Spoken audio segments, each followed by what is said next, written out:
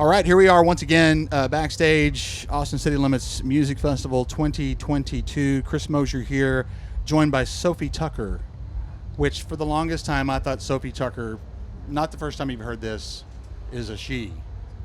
That was kind of the idea. We wanted to be a little mysterious, but if you see us on stage, you'll know pretty quickly that if you see us anywhere, Tucker's also 6'7". You'll know very quickly that it's not just one person. So Tukker is a giant. Tucker's a giant. And you know, it's one of those things. You guys are here, and I'm noticing that there are lots of media outlets back here in the media area, and you guys have a whole bunch of interviews, which makes me self-conscious that all the questions I've prepared to ask you, you've already been asked 1,000 times. You're the only one. No other interviews. We just canceled everything.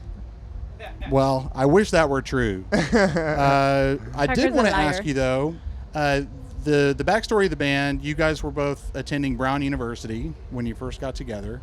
I have 2 kids in college right now, which I'm so glad I got them the hell out of here, and they're in Colorado and going to college now. Congrats. Talk about, thank you. It's huge. It is. Talk about the context of being in college and how that has informed what you guys are doing now. Is there coming up through an academic environment, did that have much to do with the substance of what Sofi Tukker is now? No one else asked that question or will ask that question. Very I try. nice. So I appreciate that. I hope there's a good answer. And there is a really good answer. We're going to have different answers. I think there's an obvious answer. What were you going to say? I was going to say specifically Sofi's studies informed the direction of Sofi Tukker and what it became. Which is the bossa nova music, right? Paramount. Yeah. I mean, she studied Portuguese. Right. She lived abroad in Brazil, and she only made bossa nova jazz music in Portuguese, and that was what her studies were based on. I think specifically going to a college for me that was all about like following your interests and not necessarily having to have like a preconceived notion of what your interests are ahead of time is what was so impactful, because 2 years into college, I was like, okay, I tried taking a neuroscience class, like not really for me. Like I tried Didn't try that. I tried doing like just dance and like improvisation. Oh, interesting, really like that. Try that. Then I was like, oh man, I just am really deeply obsessed with bossa nova music. So like let me go take a Portuguese class. Yeah. And like actually being allowed the time to like get really like intellectually curious and just say, okay, I'm going to go spend a lot of time learning Portuguese, which, you don't have to go to college to necessarily do. But for me, like actually kind of having the time where I wasn't doing something else meant that I got to like really dive into that. And then I studied abroad in Rio. Right. Very cool. And it's not just the Portuguese studies. Like I also think like I got to take classes about improvisation. I got to take dance classes. Like I got to take all these random classes that at the time were like, why am I doing this? I don't really know. But now they've all come together, and like it actually feels really intentional, even though at the time it was really just trying to learn about what I like to learn about. I think that's mission accomplished for that institution, for sure, I would say. This was such a good question that even though Sofi's answer was extremely long, I need to also add. Yeah, I think I know what you're going to say. Because we had such unbelievably different experiences. Yeah. Equally amazing. Let me set it up. At the same school. So Tukker is a jock. Tukker was a basketball player, a D1 basketball player, which is also kind of wild. There's not a whole lot of people going from that level of sports into music necessarily. That's pretty unique. There isn't, and it was an interesting. So yeah, this was kind of part of my answer. I was basically going to say what I took most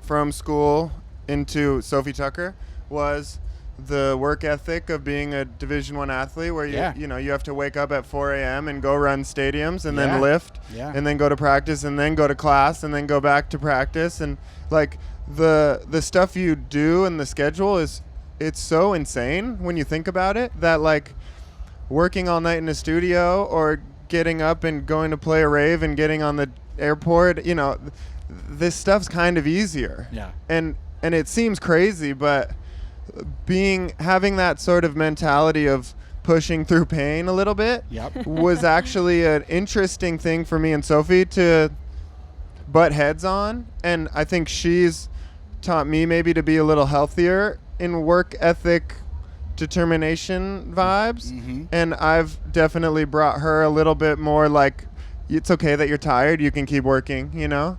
I think this question has led us to a great place, which is you come from an environment of intellectual nurturing and opportunity. You've learned a terrific work ethic. So you've got the brains, you've got the muscle, you've got the drive, you've got it all, and here we are. You know? Well, when you put it like that, that's awesome. That's awesome. You're being too nice when you put it like that. I think it worked out fantastically. We're lucky we have each other, because we absolutely wouldn't have all those things if it wasn't for each of us bringing different things into the game, you know? Yeah. Very, very cool. Sophie, we might be able to do this on the radio. I would like to hear your favorite profane insult in Portuguese. Oh, God. Do I have a favorite profane insult? She's so not a profane, insulting. You don't have to. No, like, I'm really not. Even in English, I feel like she would be like, I don't respect you. Oh, okay. Yeah, you know, I'm like the kind of insult that like And it would is hurt. too earnest. Yeah. So it Too actually, real. yeah, it's Really? actually like, whoa, Yeah. okay, Yeah. whoa, you didn't have to go there. Okay, well, never mind then, I guess. So all this tremendously opportune background and backstory also led you guys to get to host a DJ set in a helicopter recently. Flying over New York City. Why did you do that? I only saw that you did it. How did that happen? Well, it all started in the pandemic when we had to stop doing what we do, which is touring and traveling, and we started live streaming every day, and we did like over 300 days of live stream DJ sets, and it really caught on. There was a lot of people losing, their jobs and family and routine, and we did it at the same time every day for like over 300 days straight. You quarantined together? Yeah. Okay. Yeah, we lived together. Right on. And basically, when we got back into the world and started touring again, we try to here and there do fun things to sort of pay homage to that time. And it was such a special thing when we could play a show and people all over the world were kind of with us in the chats, making friends with each other all at the same time. And when we come to Texas, it's only the people in the crowd that are there with us. Right. Or, when we play anywhere. But when we were doing this Although thing we are live streaming it today. Today's live streaming. Yeah. But in general, it was just an interesting thing. So we try to keep that up. But during the pandemic, I have a truck, and we were living in Florida, and we DJ'd in the back of the truck while we drove the truck around town. Like, it was just trying to be fun. Yeah. Keep things interesting, and we had a song called Summer in New York. Yeah, the other answer is that we moved to New York after writing the song Summer in New York, and we still don't have furniture. And so we have our CDJs, but we didn't have a freaking table to put them on. Yeah. So we wanted to live stream. We were like, we can't live stream because we don't have a table. So we're like, you know what we should do? Let's do it in a helicopter. That's so much easier. Wow. Well, it was so much not easier. We could have just bought a table. I want to do what we do in it. Gabe, can we do that? Can we do radio in a helicopter maybe next week? Okay. Thank you. Honestly, do not recommend. It's not all it's cracked out to be. We had to put ice around it because it was hot. Yeah. In summer. It was tough. Is that freaky? I have been on a helicopter a couple times and found it nerve-wracking. It was. It was not. Yeah. The closer you got into New York City, because we took off and landed in the city, and I think because of the buildings and the way the wind works, I mean, it is bumpy. Sure. I didn't love it. Yeah.